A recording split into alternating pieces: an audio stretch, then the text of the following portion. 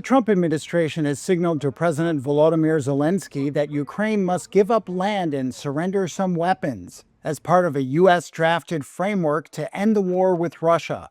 That's according to two people familiar with the matter who requested not to be identified because of the sensitivity of the talks. The sources also said the proposals included cutting the size of Ukraine's armed forces, among other things. They added that the U.S. wants Ukraine to accept the main points of the framework. Such a plan would represent a major setback for Ukraine, as it faces further Russian territorial gains in the eastern part of the country, and with Zelensky tackling a corruption scandal in which Parliament dismissed the energy and justice ministers on Wednesday. A senior Ukrainian official earlier told Reuters that Kyiv had received signals about a set of U.S. proposals to end the war, and that Washington had discussed them with Russia. The source said Ukraine has had no role in preparing the proposals. Zelensky, who was holding talks in Turkey on Wednesday with President Tayyip Erdogan, is due to meet U.S. Army officials in Kyiv on Thursday.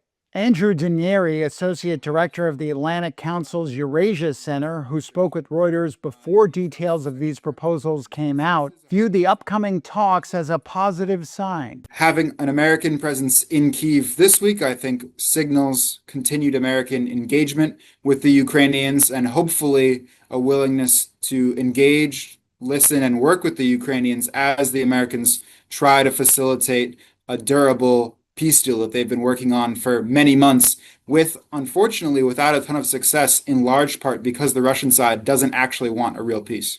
No face-to-face talks have taken place between Kyiv and Moscow since a meeting in Istanbul in July, and Russian forces have pressed on with Moscow's nearly 4-year-old war in Ukraine, killing 25 people in strikes overnight. Russian President Vladimir Putin has long demanded that Ukraine give up plans to join the U.S.-led NATO military alliance and withdraw its troops from 4 provinces Moscow claims as part of Russia. Moscow has given no indication that it has dropped any of those demands, and Ukraine says it will not accept them.